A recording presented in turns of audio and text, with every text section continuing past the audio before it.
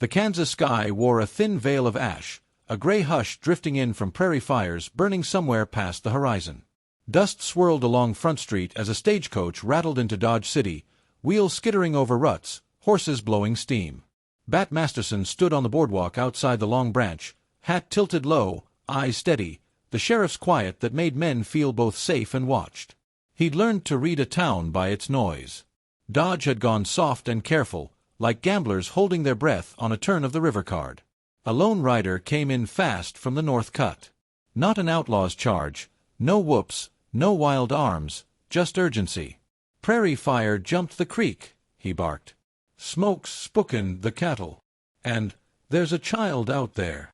The last words fell heavy. Bat moved before the sentence finished, boots drumming the boards. Across the street, Wyatt Earp glanced up from a water trough he was using to cool a lathered gelding. Earp said nothing. He didn't have to. He fell in beside Bat, and the two rode for the smoke line without a word. They found her near a split-rail fence, knees in the dust, breath like paper. A girl, 7, maybe 8, cheeks hollowed from thirst, clutching a beaded necklace of turquoise and bone. Doc Holliday arrived slow a minute later, thin and pale as a shadow with a soft cough and a smile that hid more than it showed. Calamity Jane thundered in behind him with a canteen slung low, voice bright with worry. "She's Cheyenne," Doc murmured, gaze on the beadwork. "And not just anyone's." Bat lifted the child like a secret, gentle and sure. Her eyes found his, wide and brave. She whispered one thing, dry as gravel, "Little Wolf." Bat felt the town tilt. Little Wolf, a name that traveled the plains like thunder. If this child carried his mark, the next sound Dodge City heard would not be the piano in the Long Branch. It would be drums. From beyond the smoke, distant hoofbeats gather, slow at first, then multiplying, like a storm deciding where to break. Back in the Long Branch saloon, the lamps threw honeyed light across green felt and polished brass. The player piano tried its best, but even ragtime couldn't drown the tension. Bat set the child on a blanket in a quiet corner. Jane coaxed water between small, cracked lips. Doc leaned on the bar, eyes hooded, voice low. "If she's Little Wolf's, Bat, there'll be 200 riders asking why she's in Dodge instead of camp." Wyatt Earp looked to the swinging doors. "And there'll be 30 townsfolk asking why she's not already gone." He didn't need to explain. In a town that lived between cattle money and telegraph news, fear traveled faster than both. Bat checked the necklace, tight beadwork, sacred patterns. He'd seen similar pieces on traders, never this fine. "We didn't find trouble," he said. "We found a child." Doc's smile thinned. "And trouble found her first." Zeke Monroe, stocky, sun-cut, the kind of man who thought volume made him right, pushed into the huddle. "You hand her back to whoever she belongs to, Sheriff. Or Dodge'll do it for you." The room went quiet enough to hear glass settle. Wyatt's voice was soft as a fuse. "You volunteering to take her, Zeke?" Zeke's eyes flinched. Jane stood. "Back off, Zeke. Mercy ain't a crime." Bat raised a hand. "We return her safe. Proper. No guns, no bait." Before Earp could answer, the stage doors shivered. A boy burst in, face white with road dust. "Riders," he panted. "A lot of 'em. Painted up. Circlin' the north pasture." Doc set his glass down with the care of a churchman placing a candle. "The gentlemen have arrived." Bat folded the blanket around the girl and lifted her again. "We ride out. We talk first." Wyatt fell in at Bat's shoulder. Doc checked his Colt. Jane grabbed a rifle and slung it low. As they step into the street, the piano stops mid-song. Outside, a war party's silhouette blooms against the burning sky. The prairie was a red-gold bruise as they rode past the railhead and down to the open flats, smoke lying in thin bands over the grass. The riders appeared without trumpet or cry, just presence, quiet and complete. 200 Cheyenne warriors fanned into a deliberate semicircle, horses breathing in unison, tack whispering. Faces painted, feathers steady, no wasted motion. This was not chaos. This was a decision. At the center, a tall man with iron-calm eyes sat his horse like the saddle was part of him. Little Wolf. History in his posture. discipline in his silence. He didn't look at Bat first. He looked at the child. Her small hand crept from the blanket, reaching toward him, then back to Bat's coat, trembling. Little Wolf spoke in Cheyenne, few words, each landing like a stake in hard ground. An elder beside him translated for the lawmen in measured English. "You have our blood." Bat lifted both palms. "Found her near the fire line. Gave water. Food. Nothing more." A murmur ran the semicircle, skeptical, not yet hostile. Zeke Monroe had trailed out far enough to be a problem, scowling over a borrowed carbine. Doc caught his eye and gave a lazy little shake of the head. "Not now." Wyatt sat quiet, hands clear, breath even. Little Wolf's gaze shifted to him, then back to Bat, curious, measuring not the guns, but the men. The child pushed free of the blanket. She pointed to the empty canteen, then to Bat's saddlebag, then to Little Wolf. The story was simple even without language. Thirst, help, return. The elder listened, jaw firm but loosening. One young warrior, not much older than a stable hand, urged his horse forward, spear angled down, eyes hot. Wyatt's voice touched the air, calm and factual.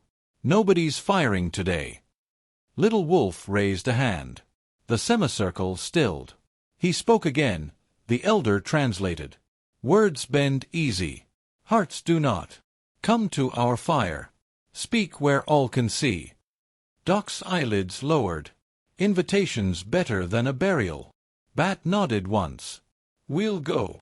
Little Wolf turned his horse, and the semicircle flowed like a river around the four of them. As they move, a single rifle cracks from far off, neither Cheyenne nor town, an unseen shot that slaps the dirt between horses and dares the night to choose a side. The column froze. No one panicked. That might have been the most frightening part.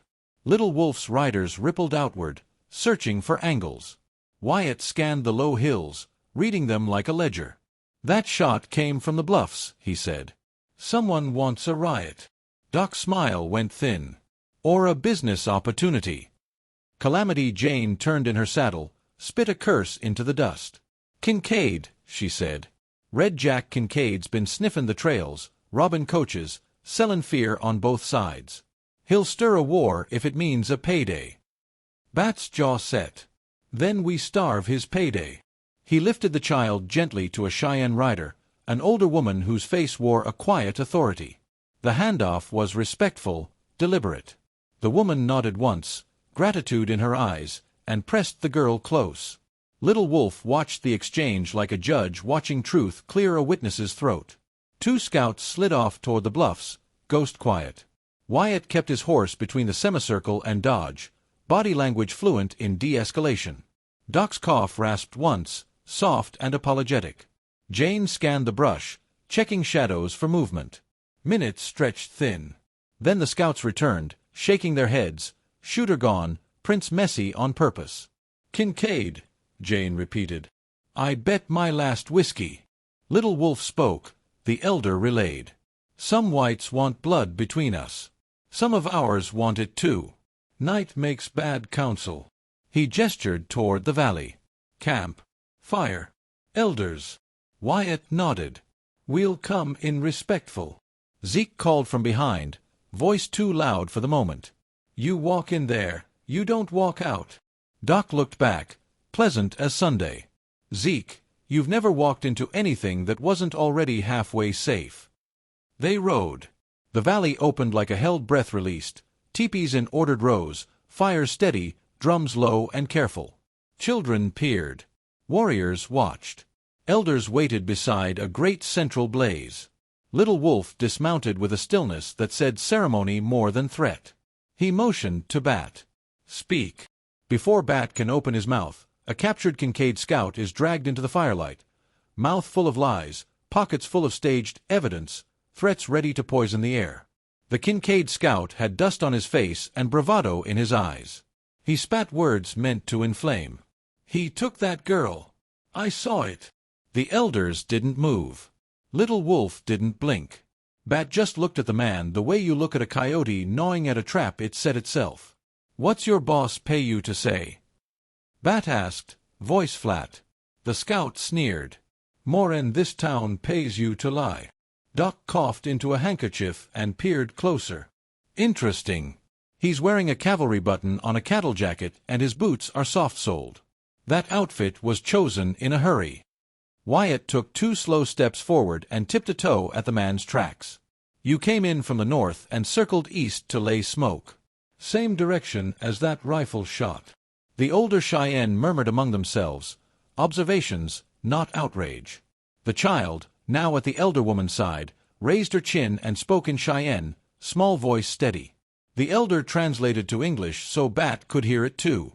She says the man chased her near the creek. She says Bat stopped him with words, not bullets. The youngest warriors glanced at one another, tension easing in inches. Little Wolf lifted 2 fingers. The scout's lies died in his mouth. The chief's voice was quiet. A heart shows itself when no one is watching. The elders conferred, then the white-haired one rose, eyes reflecting firelight. Mercy can be a trap, he said through the translator. But sometimes it is a bridge. He faced Bat. We will set a test. Not blood. Not pain. Proof. Tomorrow, a stagecoach carrying medicine and families will cut the ravine. Kincaid will try to take it. You will protect it. We will ride on both sides, not as war, he paused, gaze sweeping the circle, as witness. Calamity Jane grinned. Now that's a parade I'll lead. Doc lifted a brow. A demonstration of civic unity with an armed chaperone. Wyatt turned to Bat. He didn't need to ask the question. Bat nodded. We'll bring that coach through. From the shadows beyond the fire, another report, a flare this time, stabs the sky red. Kincaid's mark. He knows the plan. Morning carved the world clean. The ravine was a long stone throat running east to west, walls high enough to make men feel small. The coach came at a steady clip, driver tight on the lines, families inside, a traveling medic guarding a crate. Wyatt and Bat rode point. Doc and Jane flanked the rear. On the ridge lines, Cheyenne riders moved like brush strokes against the sky, silent escorts, eyes sharp. Halfway in, the first trick sprang. A line of loose rock tumbled from the south wall, more shove than slide. Wyatt lifted a hand and the coach slowed just enough to roll clean. Then came the decoy, a riderless horse galloping across the ravine mouth to draw fire. No one bit. Doc's voice floated lazy. He's testing nerves. Let's not give him any. Kincaid's men showed themselves all at once, 3 on the north ledge, 2 on the south, 1 at the pinch. Not a swarm, too many guns in one place gets noisy, but enough to rattle a greenhorn. Bat didn't rattle. We keep it moving, he said. No panic. Jane popped a warning shot into the dirt near the pinchman's stirrup. Dust danced. Ain't your road today, fellas. The Cheyenne riders on the ridge didn't loose arrows. They didn't need to. Presence was a language. The coach rolled. Kincaid's crew shifted to Plan B, a snatch, fast and dirty. A rider darted in low and grabbed the smallest child's bundle from the rear step, only it wasn't a bundle. It was a decoy blanket wrapped around rocks. The man cursed and veered. Doc's bullet clipped the strap on his carbine, sending it clattering. Not flesh, not blood, just inconvenience arranged with surgical manners. They reached the far mouth when Kincaid himself stepped from behind a mesquite. Tall, neat mustache, eyes that did math first and mercy never. He had Little Wolf's girl, Little Bird, the elder woman had called her, by the hand, not hurting her, using her. Trade, he said. The coach or the child. Bat's face didn't change. You let her walk, he said evenly, and you walk away breathing. Kincaid smiled like a card sharp. Sheriff, you don't own the math today. Above Kincaid, a rattlesnake uncoils on the ledge, stone shifts, an omen poised to fall. Silence took the ravine in both hands. The snake slid, stone grated, Kincaid glanced up, just enough. Jane's coach whip cracked like lightning, curling around the girl's wrist not to yank, but to guide. Come on, Little Bird, she shouted, voice warm as a campfire. The child ducked under Kincaid's arm on instinct. He grabbed for her and found Wyatt there instead, quiet as a door closing, body between the two. No shots. No screams. Just angles and resolve. Kincaid drew. Doc's colt barked once, clean and careful, and the outlaw's pistol spun out of his hand, clattering into shale. No blood, no hole, just a sting and a story he wouldn't enjoy retelling. "You'll need that back to keep your men," Doc said mildly. "But not today." The Cheyenne riders slid closer on the ridge, not threatening, stating chapter and verse about consequences. Kincaid measured the ledger. Coach lost, crew spooked, town and tribe watching together. The profit had drained out of the moment. He palmed a knife. Bat saw it before the thought finished forming. "Don't," Bat said. "One word, full stop." Kincaid flicked the blade toward the crate of medicine on the coach, petty and mean. Wyatt's boot stepped out, heel met steel, and the knife skittered into dust. Little Bird ran to the elder woman who had come down from the ridge, breath hitching, tears shining. The woman pulled her close, grateful without flourish. Little Wolf appeared at the ravine mouth, silent as weather. He looked at Bat. Bat met his eyes. No speeches, just a nod. Kincaid backed away slow, coat straight, pride bent. "Another day," he said. "Maybe," Wyatt answered, not promising he'd get it. The coach rattled on, passengers wiping fear from their faces, medicine safe in its crate. The ravine exhaled. As they clear the far mouth, a last ambusher, nervous, separate from Kincaid, pops up with shaking hands and an itchy trigger. The last ambusher's gun wobbled between Doc and the coach team, panic more dangerous than malice. You could feel it, young, scared, trying to look like a man someone else ordered him to be. Bat raised both palms. "Son," he said, "put it down. Today's not yours to ruin." The boy's breath sawed. Jane's voice came in gentle, unexpected. "I got coffee on the coach," she called. "Hot. Strong. No one here wants to write your end." Wyatt eased a step to the side, giving the boy room to choose dignity. Little Wolf spoke in Cheyenne up on the ridge. 2 sentences, the elder translating down to English like a bridge dropping into place. "Even our young make mistakes. We prefer they live to fix them." The boy's shoulders eased an inch. He swallowed, lowered the pistol. Then he dropped it altogether and sat down hard in the dust, ashamed and alive. Bat towed the gun away and nodded to a Cheyenne rider who tied the boy's hands with rope that looked more like a promise to return than a sentence. The coach rolled free of the ravine at last, wheels clicking into sunlight. Families peeked out with thanks caught behind relief. The medic opened the crate and showed the bottles intact. "Somebody's mother will breathe a little easier because of this," he said. Doc tipped his hat. "Always a worthy investment." Little Bird stood between the elder woman and Bat, eyes moving from one to the other. She reached for her necklace as if to confirm the world was still the same shape. Then she did something small and enormous. She placed the necklace in Bat's hand and folded his fingers over it. "Keep," she whispered, "until peace." The elder woman smiled, soft and knowing. Little Wolf watched, unreadable, but the corners of his eyes changed. Back in Dodge, Zeke Monroe has gathered a crowd, fear thick as smoke, demanding answers and threatening to shatter what the ravine just rebuilt. Dodge City met them with noise again, but the wrong kind. A knot of men on Front Street, guns low, voices high. Zeke Monroe stood on a barrel like a preacher with no sermon, shouting about danger riding under a friendly flag. Wyatt stepped into the space between crowd and returning riders, presence like water on a fire. "There's a stagecoach of families behind us," he said. "Lower your weapons or you'll scare children." Half of them did, almost by reflex. Bat walked the rest of the way with the necklace still in his hand, dust on his coat, calm in his eyes. "Zeke," he said, "we brought medicine and people through a ravine Kincaid wanted as his bank vault." Zeke's mouth opened, stalled, groped for suspicion. "And the girl?" Calamity Jane slid down from the coach step with a grin. "Healthy, safe, and smarter than you." Laughter broke a tension rib. Doc leaned against a post, cough tucked away, smile like a folded knife. "Gentlemen, a word from our sponsor. Panic has closed for the evening." Little Wolf rode forward with 2 elders, not as conquerors, not as supplicants, just as men who had done a thing together and wanted it understood. Wyatt inclined his head. Little Wolf returned the respect. No handshake yet, not a performance, just real ground under cautious feet. The elder woman lifted Little Bird, The crowd stared, and for once the staring didn't curdle into something worse. A child is a fact that breaks arguments in two. Zeke tried once more, voice shrill where it should have been strong. What stops em from comin' back meaner? Bat answered simply. What always has, how we choose.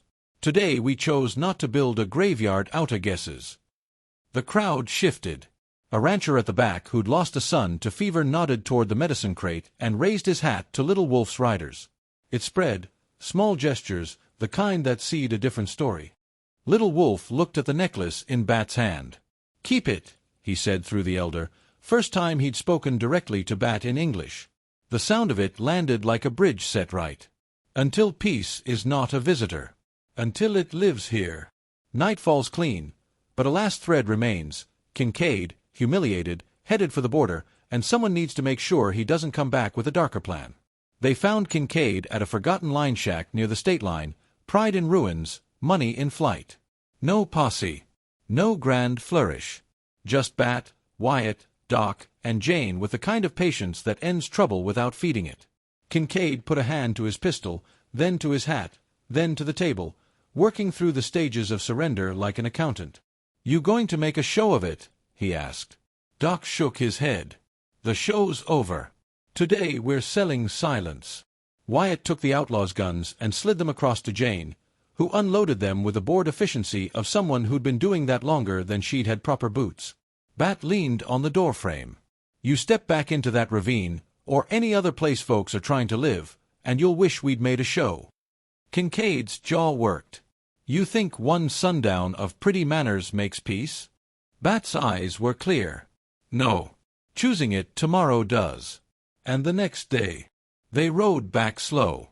Morning peeled the darkness off the prairie in long strips. At the edge of the Cheyenne camp, Little Wolf waited with both elders, with Little Bird in the middle like the spine of a book that had just been mended. Bat held out the necklace. He didn't speak. He didn't have to. Little Wolf closed Bat's hand over it again. "Keep," he repeated, "until peace lives here." His gaze moved to Wyatt and Jane and Doc, weighing them in a scale he trusted now. He touched his palm to his chest, then toward them, a gesture older than the trail. Back in Dodge, the Long Branch piano found its courage again. Cards slid. Laughter returned in sizes that fit the room. Jane poured coffee for the travelers who'd made it through the ravine. Doc dealt a quiet hand to a miner too tired to stand. Wyatt wrote a note to the marshal's office that said more between lines than on them. Bat stood on the boardwalk with the necklace in his vest pocket, feeling its sure weight, not as trophy, not as trinket, but as a reminder. Somewhere out beyond the Flint Hills, smoke thinned into blue. Drums stilled into heartbeat. The prairie, for once, sounded like hope. Sometimes the West chooses who you are. And sometimes, if you're stubborn enough to show mercy when no one's watching, you choose the West right back.